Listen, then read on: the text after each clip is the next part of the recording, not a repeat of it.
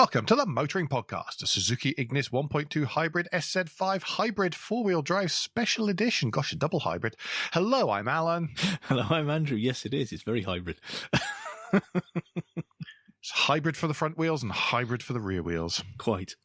Anyway, Andrew, Suzuki Ignis, tell us all about it. Well, the Suzuki Ignis is a city car-sized SUV. Now, I put it to you, my lord, that is very much a car for now, because it's small enough not to offend most of the anti-SUV brigade, and yet has a raised-up seating position, so that seems to cater for a lot of people at once, I think. Well, in which case I put it to the jury that actually, in fact, it's not a city car at all. It might be A segment size, so little, but it's probably much better for the countryside, given its four-wheel driviness and raised seating position to be able to see over stuff. Yeah, that's why I said city car sized.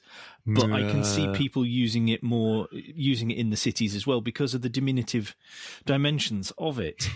The range starts at 12,749, including a £2,000 customer saving for, and here's the caveats, by the way, at the time of recording, for private UK buyers between the 1st of October 2021 and the 31st of December 2021. And that's with the SZ3, and then it runs all the way up through the range to 16,249 for the SZ5 before you tick any of the option boxes.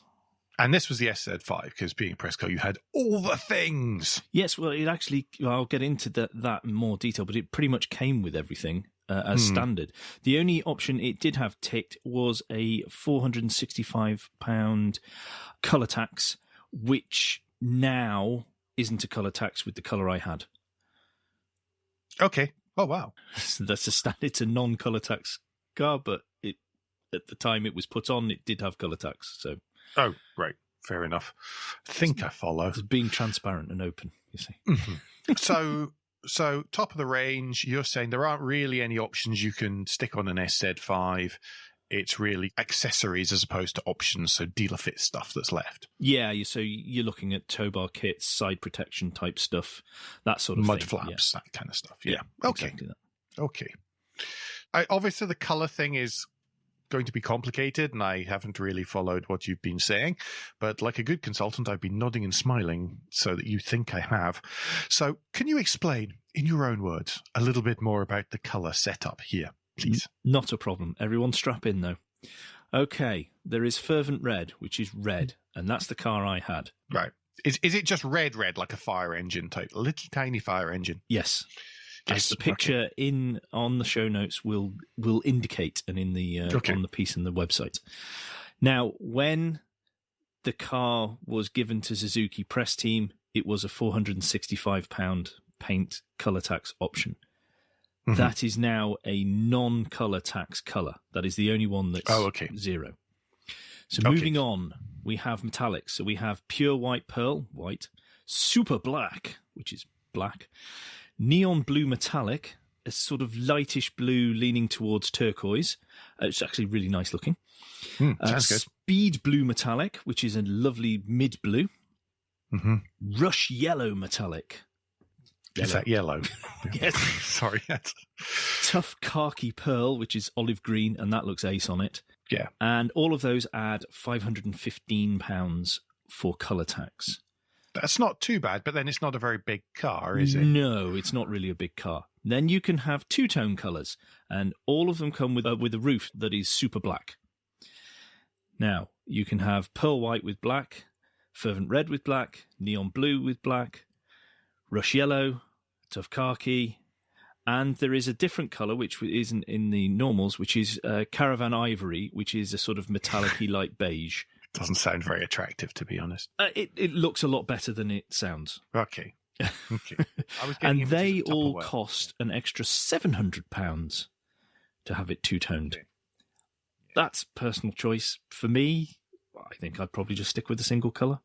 And there are a lot of very good colours which suit the car. So I don't know about you, but I would choose the tough khaki, which is the same colour as all the press shots are. Yes, but you can't have a tan interior. No. I know. It's, when I discovered this, I did perhaps let out a little cry of despair. I'd probably go for the Speed Blue Metallic, as you can't have a khaki interior. So what you get option-wise interior is you can have some small parts of the trim can be color-coded to the exterior. So you can have, not color-coded, sorry, that are connected with the exterior. So you can either have silver or blue, and the stitching matches that as well. So it just helps lift it because it's predominantly black on the inside with a few areas that have got a lighter trim. Right, yeah. So we need to remember as well, all Suzukis come with a 3-year, 60,000-mile new vehicle warranty and 1-year AA Suzuki assistance, which doesn't seem a dreadful deal. No, and hopefully not necessary either. No. Okay, tell us about the outside then. Right. Because it's pretty characteristic, isn't it? Yeah, it is. All Suzukis look different throughout the range. And this is a cute, chunky little SUV that, as though it's been left in the boil wash a bit long. But I think it looks great. It's not aggressive, but that doesn't mean that it's bland in any way. I think they've managed the balance really well, that it's neither swings one way or the other too far. It's got attitude, but it's not aggressive. And this was the post-recent mid-life revision, or whatever it's called, facelift version, isn't it? Yes. What they've managed to smooth off the edges, and to be honest, it's as close as we are going to get in this country to a properly brought-in K car, isn't it? It is these days, yeah. Yeah. Surfacing-wise, it's simple and unfussy. There are a couple of touches in the rear pillar where there's the 3 slashes, and that gets mirrored in the centre console towards the transmission tunnel on the interior as well, on the bit of trim there, which is a nice little touch. Yeah, and that's all a throwback to the rear-engine WizKid as well. Yeah, absolutely. Little styling heritage thing, which still looks really funky, even if it wasn't. As I said before, it doesn't look like anything else in the Suzuki range, but then nothing else in the Suzuki range looks like anything connected apart from having the Suzuki badge. I think the front end looks really distinctive. It's got these huge headlights in comparison to the car. And then there's a grille between the two, which has like 4 U's across it before you get to the middle Suzuki badge. So there's 2 on either side of the Suzuki badge. Looks really nice. There's a hint of Jeep about that, which possibly was deliberate because of the SUV-ness of it. But I really like the front end of it. The rear passenger windows kink up towards the rear pillar, and they're at the same angle as the slashes in the rear pillar as well, which was, again, this is not an overly expensive vehicle, but little touches have been done to show that someone has paid attention to it and has been deliberate in what they've done. So that I as anyone who listens to us and our car reviews knows, we are very appreciative of that. Now, what I was surprised at was the actual rear itself is how curved the rear screen is. Really? Because I never really considered that. I know the pictures I've taken don't really do it any justice, but there's actually quite a curve on it, when I expected it just to be almost a flat plane of glass, which was, again, being a car nerd, was quite a little delight to find as you went along. And there's, for us, which is great, there's a touch of cladding to the wheel arches. We always like that. And under the front grille and under the rear bumper, there are these silver trims that sort of imply off-road guards, which again helps break up the bulk of the colour and gives it a little bit of interest to the car. Again, talks of SUV off-roadness, but isn't aggressive whilst doing it. It's not like they've fitted huge bars to it or something like that. So a nice little touch again. Yeah. In line with the cladding that I mentioned over the wheel arches, you can, and we talked about this before on these dealer fit optional extras, you can add side cladding. Now, you can get 2 versions. You can get a larger version, which is, if you think more along the... It's more of a rubbing strip, isn't it? Cactus strip that they had originally in the Mark 1. And then there's a thinner one, which is very much the rubbing strip variety. Oh, okay. Are you going to be in lots of car parks and expect to get dinged? You can have a thin version, or you can go full Vehicross type of setup. Yes. Yeah, I'd probably go for the chunkier version if I was doing on the PCPs, because over 3 or 4 years that that will disappear. Plus, you then won't have lots of dents with any luck. Well, yeah, exactly. It's cheaper than getting it fixed. Quite. For the SZ5, 16-inch alloys are standard. And going through the websites, there appears to be only one option of a wheel. And they're black with sort of 5 curved, irregular shaped squares on it. Okay. And for those with a delicate disposition, please cover your ears. There's only 4 wheel nuts on the wheel, whilst there's 5. Just such a pain. I'm very if sorry. If you're going to do that, I'm going to point out that they aren't irregularly square. They're shaped squares. They are more trapezoidal squircles when it comes to the wheels. Yes, that is a better way of putting it. I've got to get my revenge in little tiny ways. So anyway, we've covered off the very small exterior with many words. Tell us about the very small interior, preferably with fewer words. Oh no chance of that. I've just looked at the notes. No. This is what happens when I prepare, you see. Yeah, I know. So scary. We'll start at the boot like we normally do.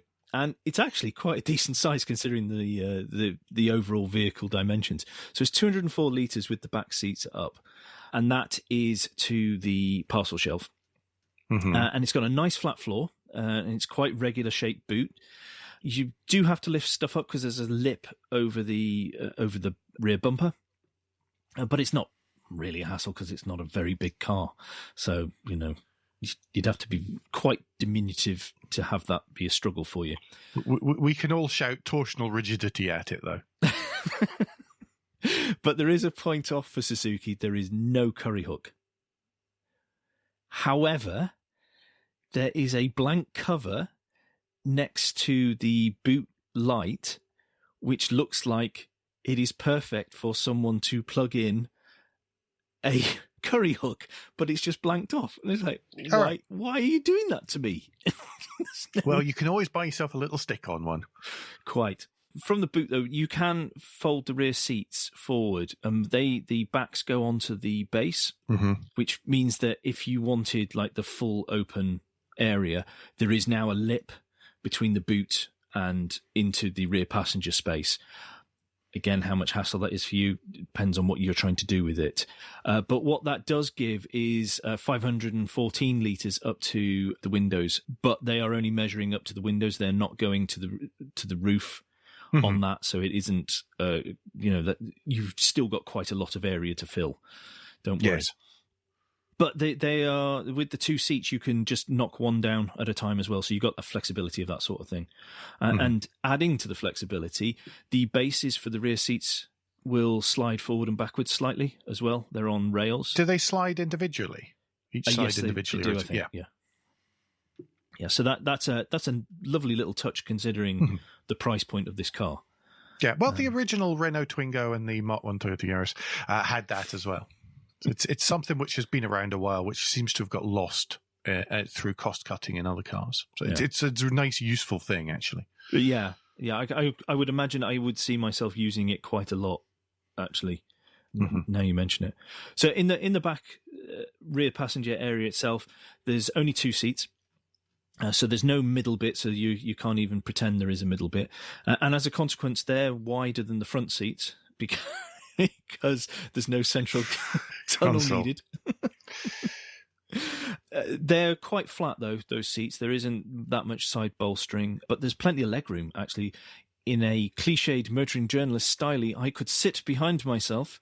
Ooh. I'm not overly tall. I am just average height, but still, that's quite impressive considering the size of the vehicle overall.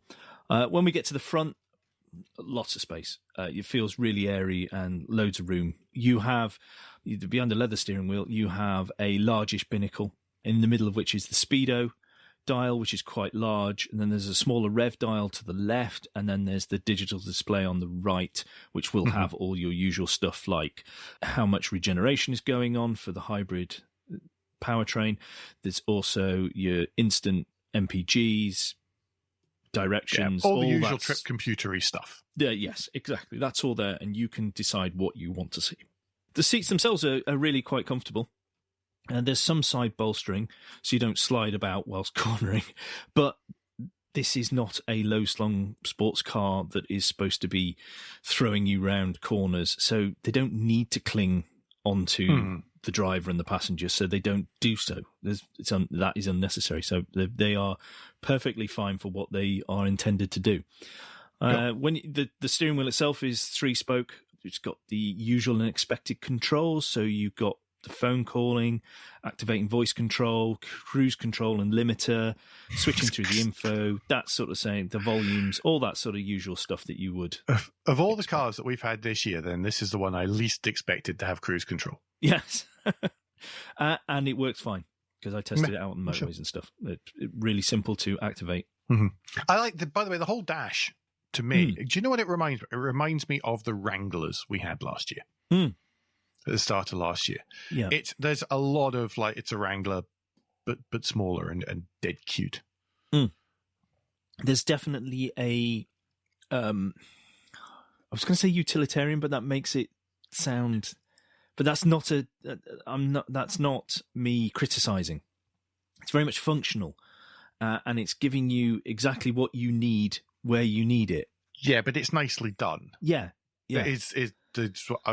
I think, we need to point out there. It is nice and slightly stylized as well. Yes, it is. So it's a slightly stylized sort of chunkiness. Absolutely agree with that. If we move across to the center of the dashboard, then there's a tablet-style touchscreen, which is very much on the front of the dash that runs across the passenger, in front of the passenger. That's got the sat-nav, infotainment, Apple CarPlay, Android Auto. I only tried Apple CarPlay because I don't have an Android phone. I can't speak for Auto. However, CarPlay, it worked every time I plugged it in. I never got even the remotest glitch. Everything was fine. Did exactly what I expected CarPlay to do. So no problems there at all. That's a win. Yes. There's no actual buttons on the touchscreen. It's not one of those that has sort of buttony areas. It's got indications of where a button would be, and you can touch the screen and it will do certain things. So like on the left-hand side, there's the volume controls you can do. So that's more for the passenger because obviously you've got them on the steering wheel. On the right-hand side, you can go through to the home button and settings and stuff like that. So there's quick touches to get to those things. They worked, but it's a touchscreen. So to make sure you've hit them properly, you need to look at what you're doing. Again, I think it's more for the passenger, or if you're parked up, it's not on-the-move driver stuff. Right. Okay. We move down from there, and we get past, there's a hazard warning button, and then you're onto a screen. This is a bit of where Alan's talking about the stylized chunkiness, and this is really quite a nice example of it. There's a screen to do with the temperature and the climate control stuff. So it tells you what temperature you've set it to. And then on the left-hand side, there's a nice sort of toggly switch that you can change the temperatures up and down. And on the right-hand side, it's the fans. Below that are buttons. Yes, buttons. That operate the various features. You can go from AC on and off to auto AC, which is standard in the SZ5, by the way. Full whack climate. Yes. Front and rear screen actions. And then if you want to just change where the fans are pointing to and blowing the air at from the screen, the person, the feet, that sort of thing. They're a nice feel. They work great. And because they're buttons, it's very easy to use them. At most, as Alan does point out and is right about this, which pains me to say, you set your climate control and you're done. The only time you're changing that is if you need a quick demist of the front screen or the rear. But because they're buttons, it's easy to do. Or maybe you're a seasonal changer, so you give it an extra couple of degrees in winter or something. Yeah, but it all looks really good, and it looks like they're, chunky off-roady buttons that can be hit. And I think that's a really nice touch, and it doesn't really cost them that much to do. Under that are more buttons, but these are for things like the grip control, hill hold control, lane departure warning, and emergency braking system. So by a simple button that isn't 74 bits into a touchscreen, you can disable these or enable them. Yes. Which is nice in a car of today to be able to do. Yeah. Because these things are useful in particular areas of our roads. Like the lane departure warning is not helpful when you're on country lanes where the lines either disappear or you have to go round things. But on the dual carriageways and motorways, they are helpful. Yeah. So to be able to quickly just say, I want that on now, thank you, is a good thing. And other OEMs, listen to that, please. Yes, quite. To the left and right of these are a couple of chunky covers. On the left is the 12-volt 120-watt socket, and on the right-hand side is the USB connector in which you connect into Android Auto or Apple CarPlay. Nice, good covers on those that you just flip up and then things. So, again, mirroring that whole chunkiness but not overly done interior touches. Cool. So we get to the transmission tunnel now. Yeah, we finally got there. And there is a place for you to put your phone flat. There's two cup holders. There's the gear selector, the handbrake, and then behind that is a small open cubby which ends the transmission tunnel-y bits that you will interact with. The transmission tunnel itself runs between the two seats, but because there's only two people in, it doesn't make any difference to the rear passengers at all. I mentioned this before when we were talking about the khaki colour, but the interior is predominantly black, and we can have either these blue or silver accents, depending on the spec. But there's also this light band that runs across the middle of the dash that is in line with the air vents, which run across there. And this lifts an otherwise quite dark interior, especially with the rear having privacy glass as well. This could be, particularly if it's not a sunny day, could be a little bit oppressive. Yeah. Even though there's lots of glass and it's a small car, still there's an awful lot of black. And this just helps. It's just a nice little simple touch, and it really helps lift it. Okay, materials. There are hard plastics. Look at the price of the car. There are going to be hard plastics. What, do you mean a car with the range starting at £12,500 has some hard plastics? I know. Did you scratch them with your hand on the top of the dashboard because you often drive that way?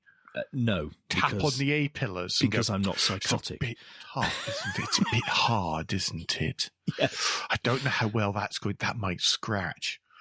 What are you doing to your A-pillars to scratch your ruddy A-pillars? Anyway, I shall get back in my box. So there are some hard plastics. Yes, after Alan explains the Motoring Podcast stance on material finishing cars. But everywhere that was a touch point, the materials were nice. They were nice, and they were appropriate for what you were going to do or were doing with it. Okay, so the little panel down by your right foot in the footwell, that wasn't soft touch. I nearly wrote to Suzuki to complain it wasn't leather. Really? Yes, because it should be, shouldn't it? Especially at that price. Yes. If our sarcasm and did anything rattle in a rattly, annoying way? There was no rattles, no shakes. Nothing felt flimsy that you had to handle, deal with, press, turn, anything like that. Everything felt solid and did exactly what you wanted to do. My kids could not break anything, so that's an achievement in itself. Yes, they are available for hire if any OEMs require some severe testing. Very, very reasonable rates.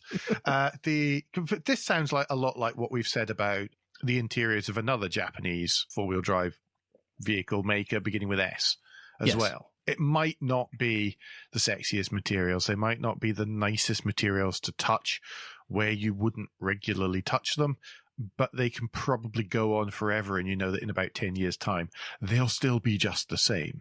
They are appropriate for what they're going to do for longevity, and also probably perfect for the people who are going to buy this car. Because they don't want to worry. They are not worrying about, why isn't this Alcantara, etc. They are going, I need the door handle to open every time I pull on it, not be worried that it's milled aluminium or something. Yes. Will the dog be comfortable in it? All these kind of things. Anyway, lots and lots and lots of talk about the exterior and the interior. Andrew, tell us how it drives.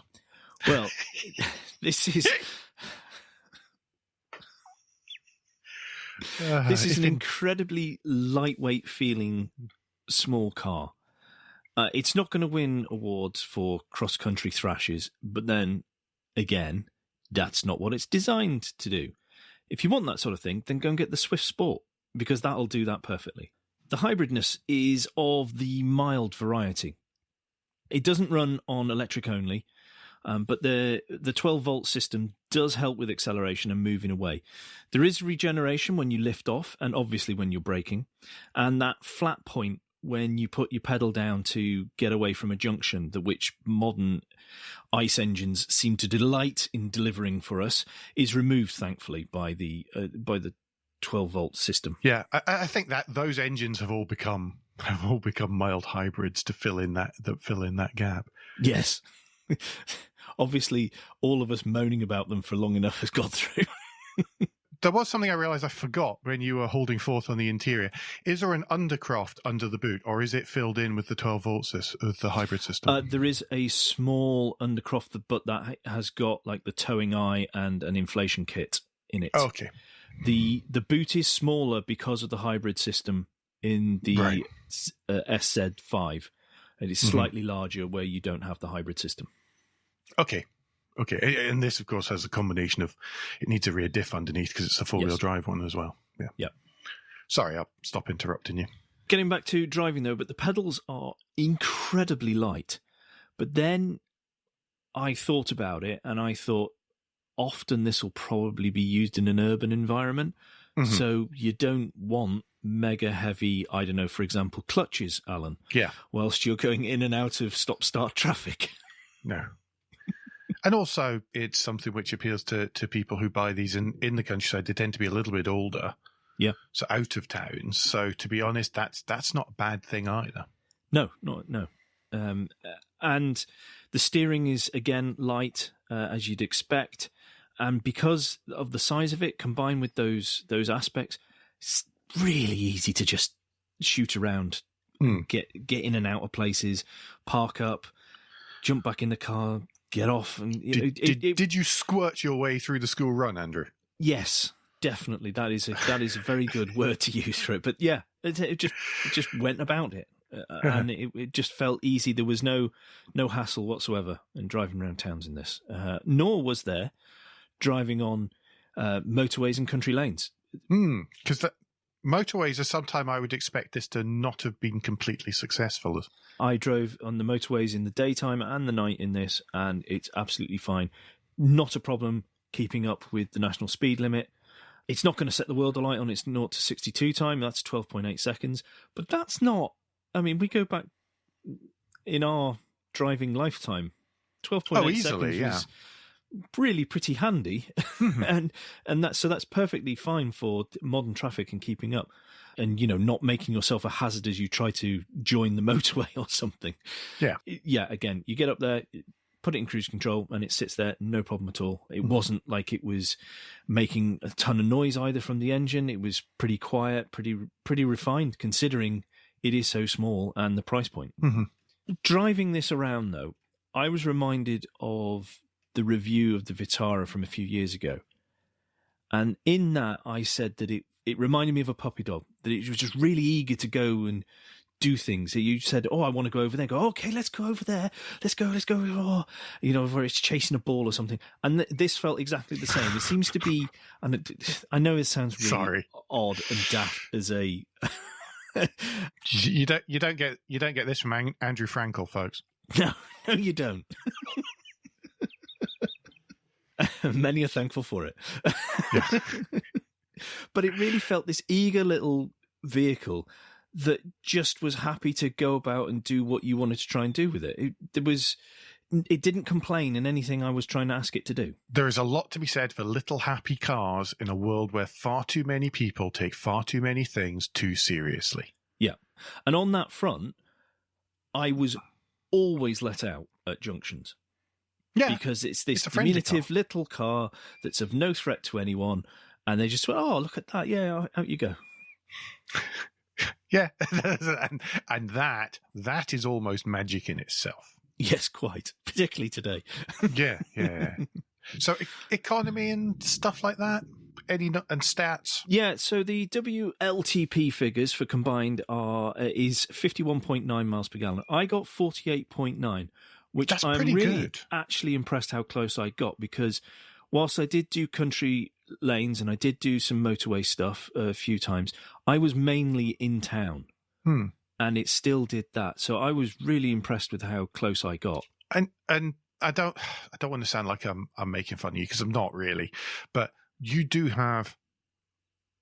You are quite fond of getting away from the line quite quickly in town. Yes. You tend to be a little bit more lead-footed than I am in that kind of thing. And get that up to speed and then sit. Can often hit things. Well, exactly, yeah. You get up to speed and that's it. So actually, you tend to be further away from the official figures than I do quite often. So that's really good. Yeah, and it took me a couple of trips just to get used to how light the pedals were as well. So there was a little bit of Oops. I pulled away. Even more control, so than normal. Dear Suzuki, the bill for the clutch can be sent to Mr. Andrew Clues, the tinfoil house, somewhere in the northwest. So this engine is a 1.2 Suzuki dual jet petrol engine. It's got 4 cylinders and 16 valves. So that translates to 83 metric horses and 107 torques. Now that doesn't sound much. It's quite a lot of torques for the size of engine. Yeah.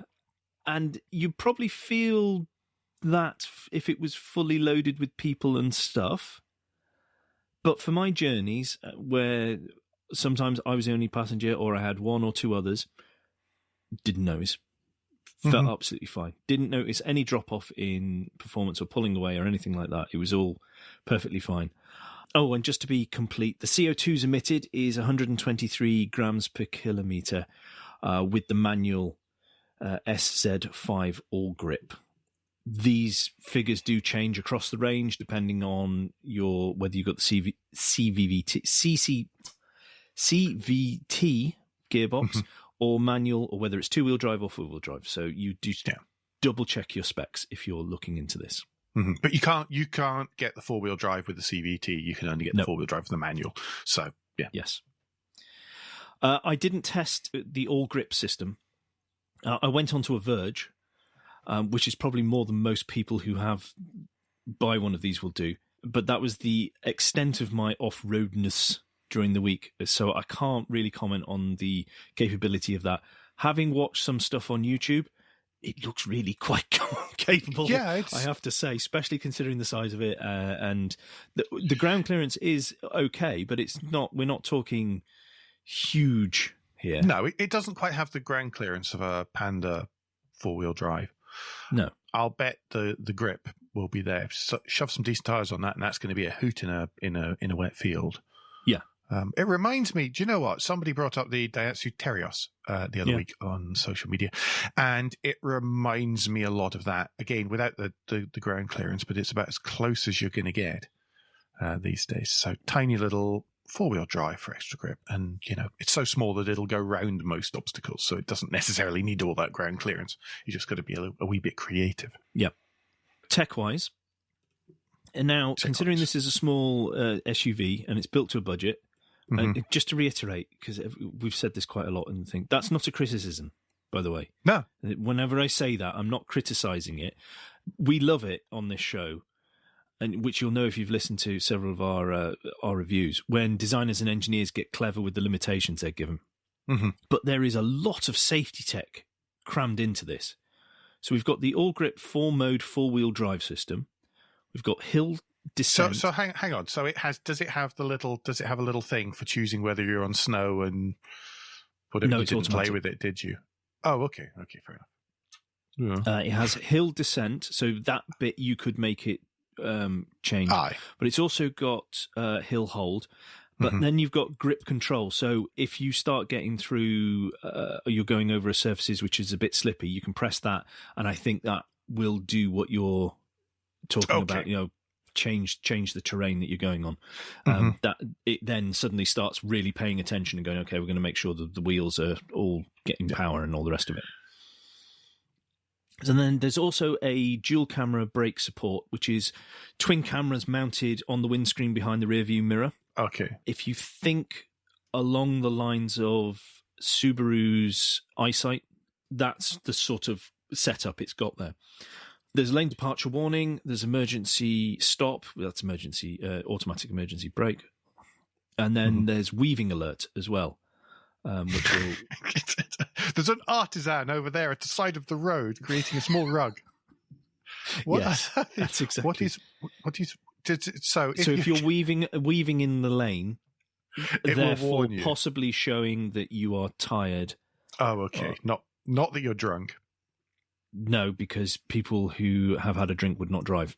Exactly. That's what that's for. The brake support, you can set the sensitivity on that. So there's sort of like there's a far and a near version. Mm-hmm.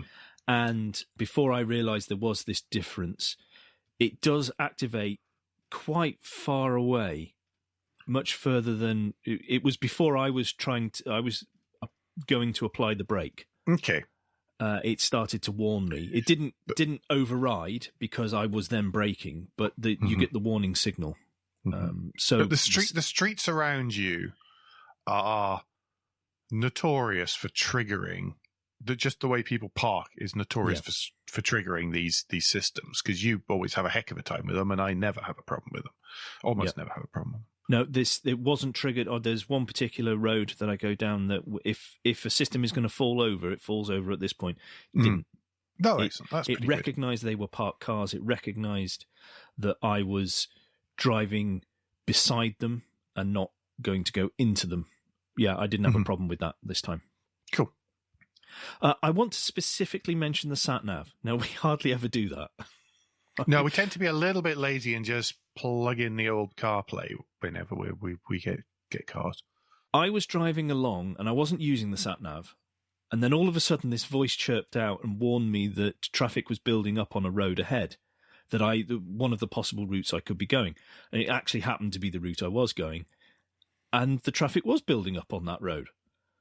And I was like, oh, you're telling me things that are useful, and I didn't know you did this. That's a good thing, because quite often I set the sat-nav when I'm driving somewhere. It's not that I don't know how to get there. I know exactly how to get there. But I want the traffic alerts along that route. Yeah, so this does it in the background. I want to be warned if there is this issue. So that's really quite useful. Yeah, you can, if you find that annoying, or if you're going on a lot of routes where you can have a lot of different possible veer off onto different other roads from, then you might want to switch it off. Mm-hmm. But I just left it on because I thought, well, it's told me and it's been right. I'll keep that going. And then it was really handy. And congratulations to Bosch and to Suzuki for that, because that's just a nice little touch, which makes a big difference. That's a really nice thing to hear about, actually. That's quite a neat thing. Yeah. So overall then, you seem to quite like this. Yes. I love the design. I wanted to pick it up and put it in my pocket every time I parked up. Did you keep turning around to look back at it? Yes, of course I did. Aww. I love the teeny-weeny nature of it. I love huge vehicles as well, but I loved how it was just this cute little small thing.